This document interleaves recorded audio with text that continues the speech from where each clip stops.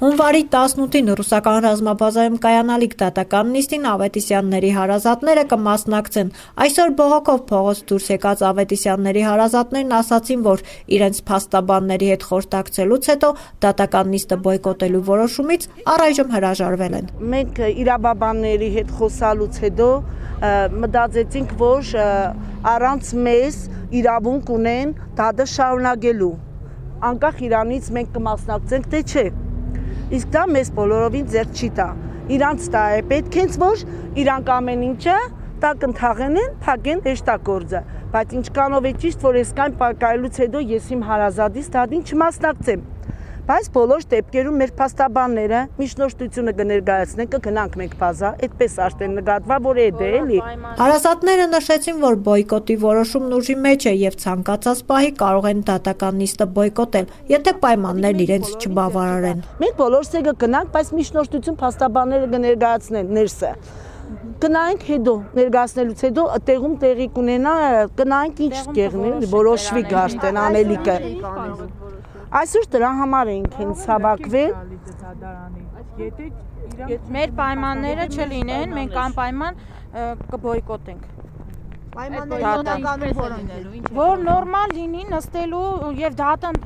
նորմալ ընթանալու համար։ Իսկ բոյկոտել ասելով դուրս եք գալու։ Լքենք տալի։ Դե մեր պայմանները ցանկացած արդեն այդ պահից է կախված, մենք նախորդ ոչ մի բան չենք կարող ասել։ Ավետիսյանների հարազատների շահերի ներկայացուցիչներից փաստաբան Երեմ Սարգսյանն ասում է, որ այս պահի, երբ դեռ իրենք դատական նիստը Շիրակի մարզի ընդհանուր իրավասությունների դատարան տեղափոխելու միջնորդություն չեն ներկայացրել, նպատակը հարմար չէր բոյկոտել դատական նիստը, բայց չբացառեց, որ հետագայում հարազատները կարող են այն նաև բոյկոտել։ Ուժողները երբ որ հարցրեցին, արդյոք իրենց բացակայության դեպքում հնարավոր է դատական նիստը շարունակվի, օրենքի կարգը այնպիսին է, որ հնարավոր է։ Եվ այս դեպքում չի բացառում, որ հետագայում այդ նույն բոյկոտ կոչեցյալը տեղի ունենա, բայց այս փուլում թույլ տալ առանց միջնորդություններ ներկայացնելու ուժողները հենց այդ մտքի եկան, որ իրենք թույլ չեն տա, որ իրենց բացակայությամբ դատական նիստերը շարունակվի եւ կոպիտ ասած այն կոստումները, որոնց որ իրենց կարծիքով եղել են, շարունակվի։ Իրենց միայն մասնակցությունը պետք է զսպի նաև մեր կողմից կոնկրետ քայլեր ձեռնարկումը, որպեսզի հնարավորինս բոլոր հանգամանքները բացահայտվեն գործ։ Երկուշաբթի միջնորդությունը կներկայացվի, դրանից էլ կախված կլինեն, թե Ավետիսյանների հարազատները ինչ քայլերի կդիմեն։ Գյումրի ժուրնալիստների ասպարեզ ակումբի նախագահ Լևոն Բարսեղյանի կարծիքով բոյկոտից հրաժարվելը ճիշտ էր։ Որովհետև դա ուղղակի զրկում էր ճշմարտությունը բացահայտելու վերջին շանսից։ Վերջին շանսը այն փաստաբաններն են, որոնք դժողների իրավահաջորդների հետ են։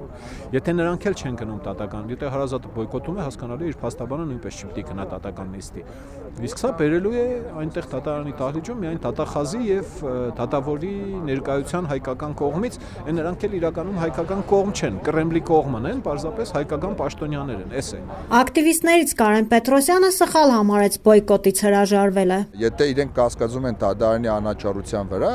որում իրենք ներկա լինեն էլ չլինեն էլ, նույն արդյունքն է լինելու։ Մինչդեռ բոյկոտը կարող է լուրջ ազդեցություն ունենալ, բարոյական, հոգեբանական, լուրջ ազդեցություն ունենալ ոչ միայն ամբողջ դատական process-ի վրա, այլ նաև գյումրեցիների մտահոգության եւ տրամադրության վրա։ Ի սկզբանե ես կարծել եմ եւ իմ օրինակով բոյկոտել եմ այդ նիստերը, որովհետեւ դա ապօրինի դատավարություն եմ համարել եւ համարում եմ։ Իհարկե չեմ գնա, ինչ գործ ունեմ ռուսական բազայի տարածքում հայկական արտարադատության մասնակցել։